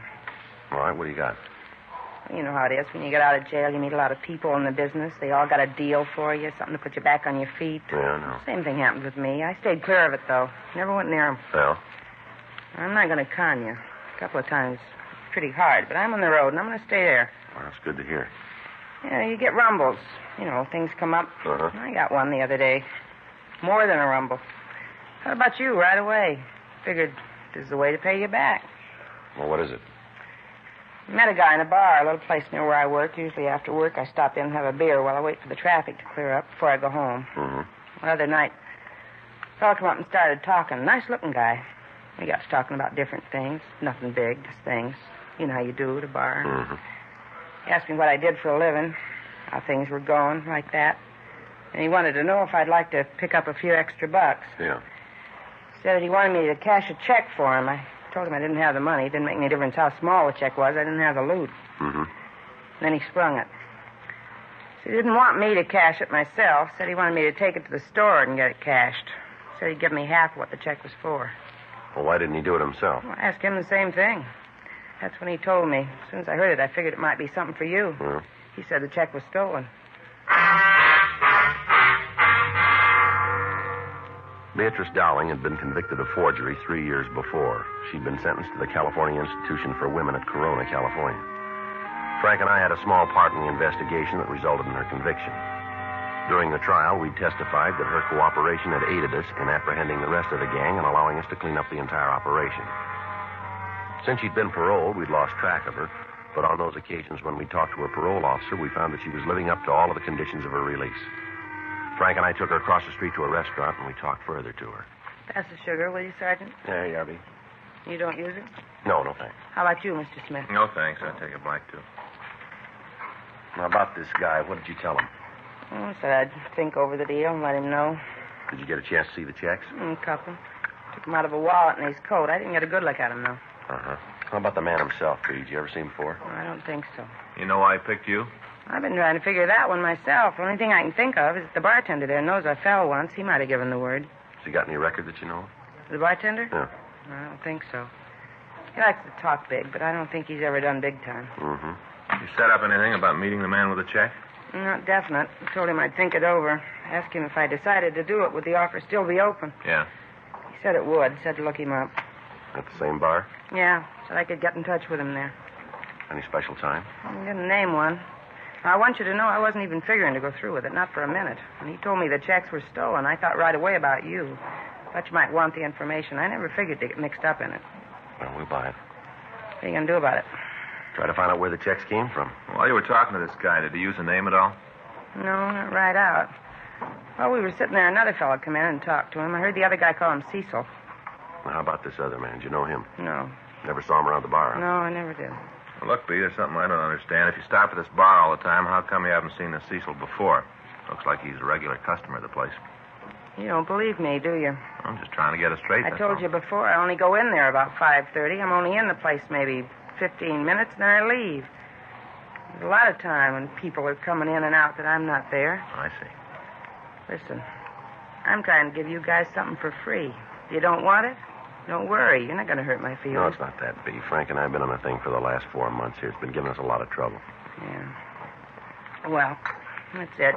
Think it's worth anything? We're going to check it out. Did this Cecil give you any idea where he got the checks? They said they were stolen payroll checks, all made out and ready for endorsement. Well, if they're made out, what about identification? Well, he said he had that. All I'd need to put the checks through. Did he show you any of it? No, just said that he had it already. All right, B. What if you come back to the office and check through the books for us? See if you can spot this Cecil. Oh, sure. I'd be glad to help out. I'll get a bill and we can leave. I don't want to bring this up, Sergeant. Yeah, what's that? I hope you'll understand. I'm not trying to get out of line. Oh, go ahead, B. Well, they know me in this bar. This fella Cecil knows me. What'd happen if I went ahead with the deal? You mean make the connection for us? Yeah, line him up. Find out how the gas's working. Then you move in and make the pinch. Well, we can't ask you to do that. It's not your idea. I just figured it might be easier all around. You and Mr. Smith will be right there. As soon as I get the information, then it's up to you. Well, I'll have to check that with the skipper. We'll find out what he thinks of the idea. Might be pretty dangerous. I thought of that, too. Only one thing bothers me. What's that? Someplace along the line, I'm going to have to tell this joker that I don't go for the deal. He's going to find out I'm working with you.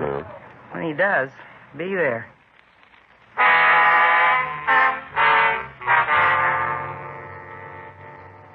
We returned to the office and made arrangements to meet Beatrice Dowling the next day. Frank and I got the name and description of the bartender at the place where the Dowling woman said she'd been approached. We ran it through R&I, but we were not able to find a record for the man. The next morning, we met with Captain Welsh and told him of the idea. He agreed that it appeared to be the only way we had of stopping the suspect. We contacted Miss Dowling and made arrangements for her to be kept under constant surveillance.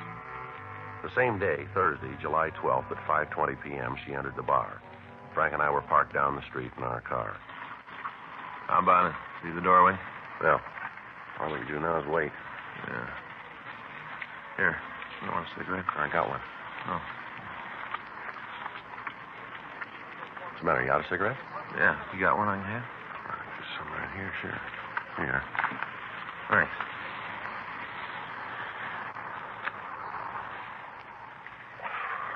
Oh, I'll sure be glad to get home. Well, yeah. Fay and me had a big argument last night. Is that right? What's the matter now? Oh, I came home. I guess about 7:30, around in there. Mm-hmm. Right after dinner, I got ready for bed. That's when I saw it. I should have known right from the start. Should have known what? Well, Fay fixed Swedish meatballs for dinner. Again, huh? Right then, I should have known. That's what had happened. You know, she always figures they'll soften me up so I won't mind. Well, what'd she buy this time? A new bedroom set. King-size bed, Joe. Mattress, springs, a couple of those new rubber pillows, you know, those bouncy spongy ones. Yeah, I know what you mean. Well, I took one look at them, and naturally, the roof went off. You mean she bought the whole thing, huh? She refurnished the whole room. Cost a lot of money, didn't it? That's what I thought. I was pretty sore about it, too, and we had a few words. I guess it was pretty bad. The time I got calmed down, she was asleep. Then I saw the bill. Mm-hmm. Couldn't believe it. You wouldn't either, Joe. Yeah. It wasn't big at all. All right. Yeah. I sure slept good. I think I could make it, Joe. What's that? You know how I'm always talking about sleeping for a week? Yeah. Well, the way I slept last night, I think I could make it. You know something I'd sure like to try? Oh, well, you're going to have to wait to try. Take a look down there. Huh? The bar. Beatrice is coming out. Oh, yeah. A couple of guys with her. They're acting kind of funny, aren't they? Yeah. The way they're shoving her around? There's only one reason for that. Yeah? They found out about us.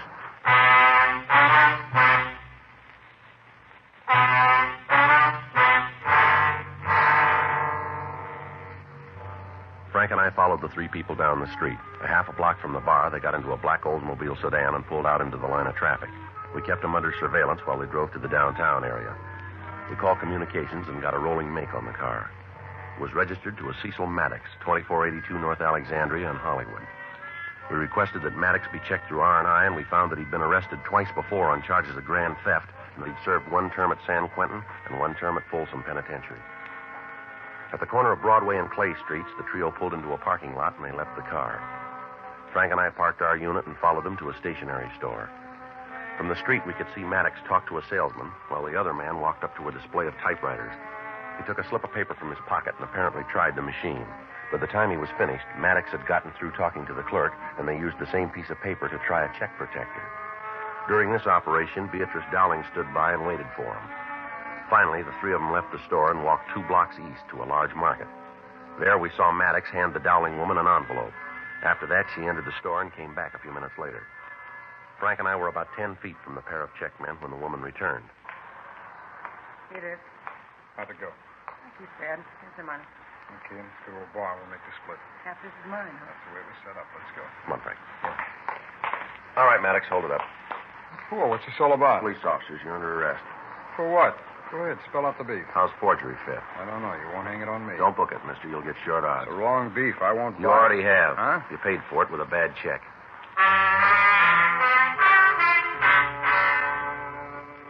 The 2 suspects were taken to the city hall. The second man was identified as Raymond Johnstone. We checked him through records and identification, and we found that he'd had a long felony record. He'd served sentences in both San Quentin and Folsom, and from the record we found that he was in Folsom at the time Maddox was serving his term. We talked to Johnston for an hour, but he refused to admit any complicity in the forgeries. 9:15 p.m., Officers Ferguson and Regan went out to the address we'd gotten for Maddox, and Frank and I talked to the suspect in the interrogation room. All right, come on, Maddox, empty your pockets. What for? Because we want you to. Do I get the stuff back? Put it on the table. I haven't got anything. Nothing you want. Well, you let us figure that one. Come on the table. There's a wallet. Handkerchief. Change. Package of gum and keys, and that's it. All right, now the coat pockets. Cigarettes. Lighter.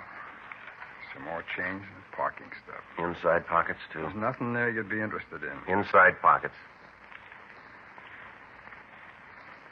A couple of letters, that's all. All right, let's take a look. True name Cecil James Maddox? Yeah. Who's this stuff belong to? I don't know anything about it. Driver's license, social security card, oil company credit card. These don't belong to you, do they? Take a good look, cop. You see my name on them? We found them in your pockets. Cleaner must have left Oh, them come off it, Maddox. We got you nailed and you know it. You got to show me. All right, these other envelopes here. Same thing on all of them. Now, where'd you get them? I told you, I got a sloppy cleaner.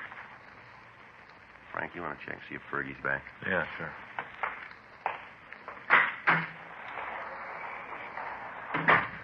You got any money in the wallet? Couple of bucks. Take it out. Sure. I'll give it to you. Keep it in your hands. Just give me the wallet.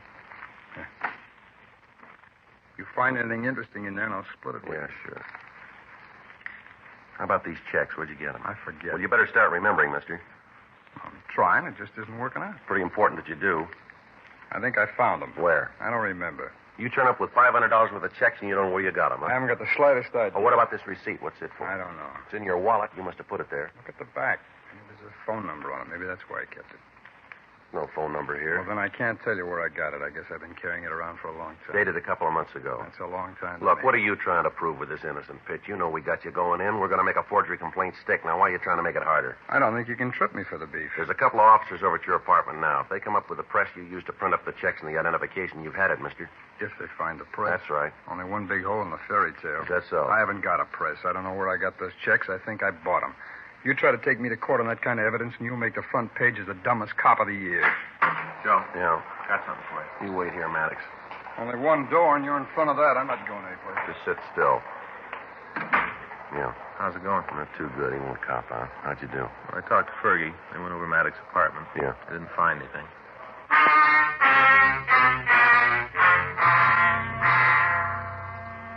We went back into the interrogation room and we talked to the suspect. He'd admit nothing. We talked to Raymond Johnstone, but he refused to cooperate with us. A thorough search was made of their car, but we failed to turn up anything new. We contacted the printer who'd made up the receipt blanks. He checked his records, and he was able to give us the address of the place that had ordered them. Officers Ferguson, Regan, Frank, and I drove out to the place. It was a cheap hotel located on East 7th. We checked with the desk clerk and showed him the receipt. He told us that two men answering the descriptions of the suspects had rented a room 2 months previously. He went on to say that there was a third man with a pair and that he was in the room at the time. We asked about luggage, and the clerk said that the trio had moved in several large trunks. We got the room number, and while Ferguson and Regan covered the rear of the building, Frank and I went up to the room. Down this way. All right. Yeah.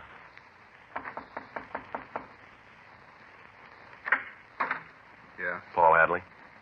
Yeah, that's right. What do you want? I'd like to talk to you. I'm kind of busy right now. What's it about? Police officers. Get out of here. All right, come on. You got no call to bust in here. I'm not doing anything wrong. Then why'd you try to keep us out? I just don't like cops running all over the place. Where's that door go? Bedroom, but there ain't nothing in there that concerns you. I'll take a look. You stay out of there. What's this all about anyway? What are you cops trying to build? How about it, Frank? Take a look. Come on, Hadley, over here. Press and everything, huh? I do a little printing for the neighborhood people. There's nothing that concern you. You do work for the Department of Motor Vehicles, too? What? These driver's license blanks, what are they for? Who tipped you? What? Who told you about the plant? Who told you? Does that make any difference? You bet it does. All the difference in the world. I don't know what they told you, but I'm not going to take the beef alone. I'm not going to take it alone. That's so? Yeah. You go back and tell Cecil and Ray that they're going with me. I'm not going to carry this by myself. You tell them that, will you? Sure. Phony deal anyway. I sit here with the press, all the checks. Anything goes wrong, I'm the one that stands for it. They're out with the money. One-sided, that's what it is. They get the kicks, I get the work. One-sided. No, not this time. Huh? You're all going to come out even.